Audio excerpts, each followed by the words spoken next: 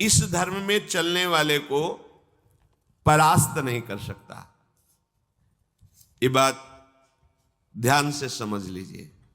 जैसे कोई बहुत बड़ा तांत्रिक है और वो भूतों को वश में करने वाला है और तुम्हारे ऊपर भूत लगा दे, तंत्र के द्वारा मारण मूठ या कोई शाप या किसी तरह का अमंगल, ध्यान दीजिए, ये इस धर्म की बड़ी महिमा है।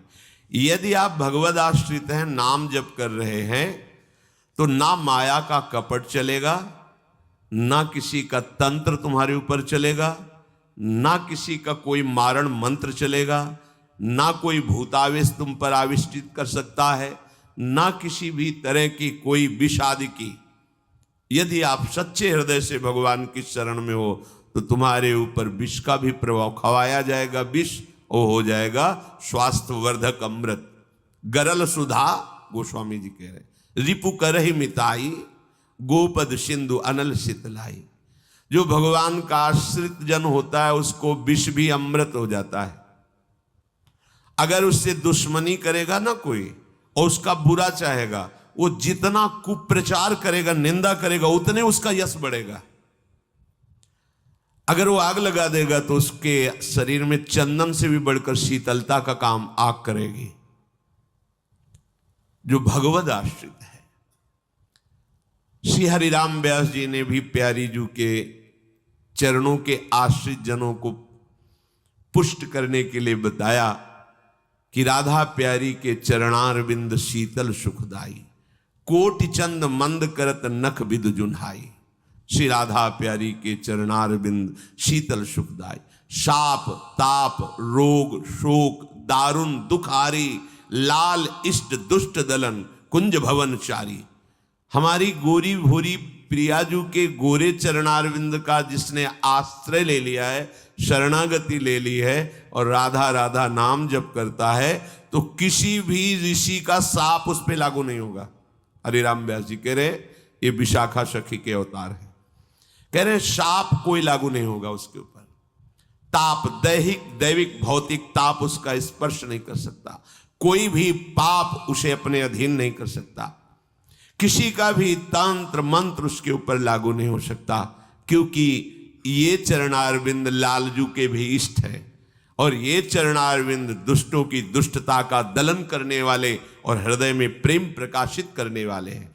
कोई भी भयानक से भयानक रोग तुम्हारे शरीर पर हो सकता है, पर वो तुम्हें अधीन नहीं कर पाएगा।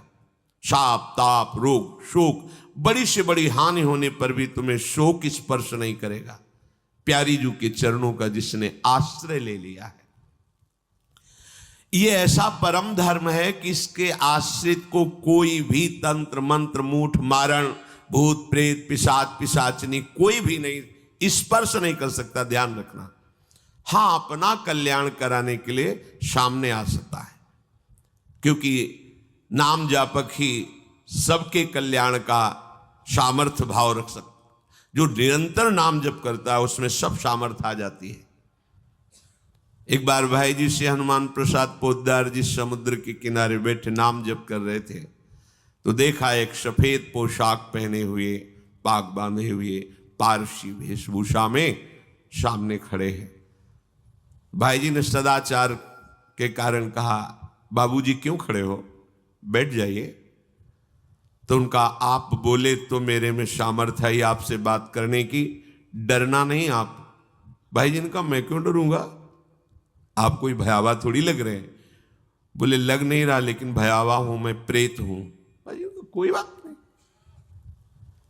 जो भगवत भजन में ये सब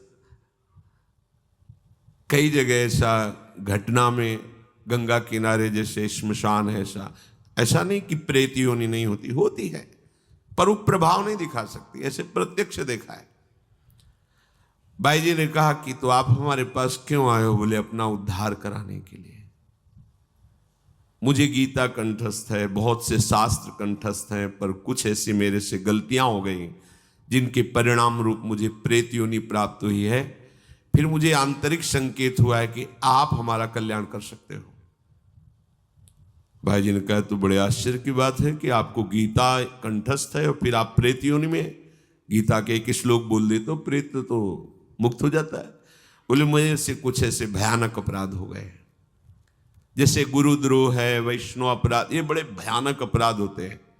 जब किसी का पतन होना होता है तो माया यही खेल खिलवाती है, क्योंकि और सब पाप हैं वो दरस परस अगनाश, गुरुजनों के संतों के दर्शनों से ही नष्ट हो जाते हैं।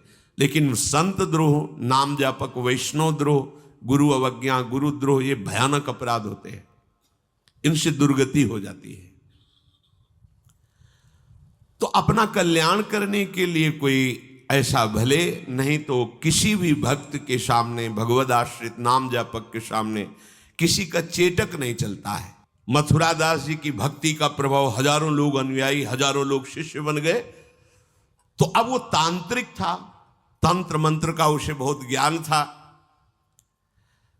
श्री मथुरा दास जी जिस नगर में रहते थे वहां वो जाकर अपना नाटक शुरू किया।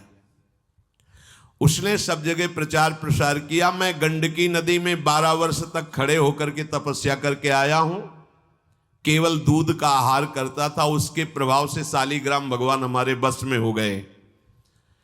और आप सबको मैं दिखा सकता हूं कि शालिग्राम मेरे वश में है, देख लीजिए। सिंहासन लाता, बाहर रखता, हजारों की भीड़, ऐसे ऐसे करता तो वो ऐसे शालिग्राम उठते और नाचते हुए ऐसे ऐसे ऐसे फिर रख जाते, फिर ऐसे ऐसे ऐसे ऐसे। अब तो सबको आश्चर्य हो रहा, जैसे चुटकी बजा रहा वैसे शालिग्राम की बटिया ऐसे ऐसे ऐसे। लोग, भीड़ कटने लगी, क्योंकि अब जैसे राधा राधा कहो, कोई जंतुर नहीं है, कोई भस्म नहीं है, कोई वादा नहीं है, तो फिर कम वहां तो दिखाई दे रहा ना ऐसे, देखो ये सब तो लगता है ना कि हाँ। अब हमसे पूछो कि हमारे मन में क्या चल रहा है, हमें नहीं पता है। हमें ये देखना है कि हमारे प्रिया जी के मन में क्या चल रहा है। मन मन की रुचि जानिने, मुझे अपनी लाडली की मन की जान के उनकी परिचर्या में रहना है कि तुम्हारे मन की जान के तुम्हारी परिचर्या में रहना है। हाँ, तुम यदि मन से ऊपर उठना चाहते तो हमारी बात मान लो, मन को अधीन करके, और मन के अधीश्वर भगवान में तुम्हारा प्रेम हो जाए, तुम्हारा जीवन कृतार्थ हो जाए। अब वहां नाम नंद नंदन का भजन पद्धति, तो जो कमजोर लोग थे उन्होंने कहा कि आज तक कोई चमत्कार तो दिखाया नहीं मथुरा दास जी ने। देखो ये हैं संत, 12 वर्ष से दूध पी के गंडकी नदी, 12 मिनट भी नहीं खड़ा होगा कभी। अब भेंट जो जितनी चढ़ाएगा उतने उसके दुख नष्ट होंगे। अरे भैया वहां तो रुपया सब समेटता, फिर दूसरे मोहल्ले में, पूरे गांव में अब तो जय जयकार, शालिग्राम भगवान को नचा। कोई सेवा की सामग्री लेने गए थे मथुरा दास जी की श्रीअंग सेवा में जो रहते थे संत जन, उन्होंने देखा, वो आए, बोले महाराज एक बड़ा चमत्कारी महात्मा आया, वो कह रहा 12 वर्ष से हम दूध पीकर गंडकी नदी में वो ऐसे ऐसे करता है तो साल। तो बोले भैया भक्त तो हो ही नहीं सकता, भक्त भला भगवान को अपना प्रदर्शन क्यों बनाएगा और उसके बदले में भेंट लेकर के, ये तो नाटक है भैया। वो देखे भी नहीं थे, बोले ये तो नाटक है, कोई संत ऐसा नहीं कर सकता, कोई भक्त ऐसा, कोई संप्रदायाचार्य से दीक्षित वैष्णव मार्ग में चलने वाला, ये तो अपराध है। तो उनका महाराज जी तो हजारों लोग वहां प्रभावित हो रहे, अच्छा है भगवान उस रूप में।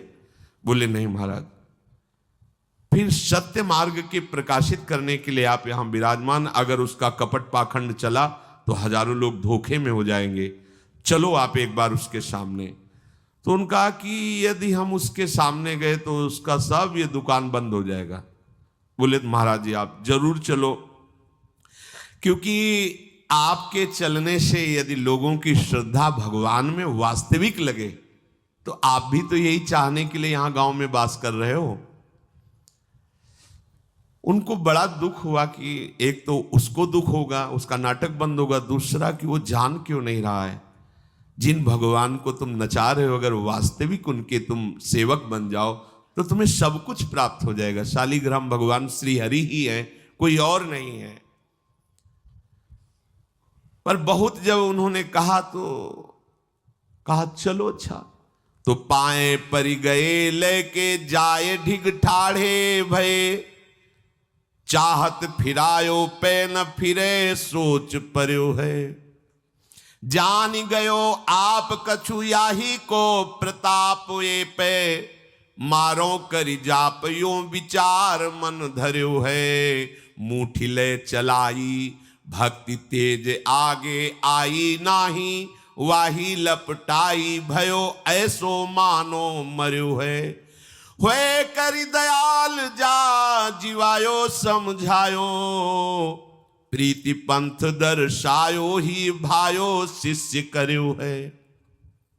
सभी शिष्यों ने चरण पकड़ करके मथुरा दास जी को मनाया कि आप वहां चले। तो आप गए सादे वस्त्र, एकदम सहज स्वरूप साधु का।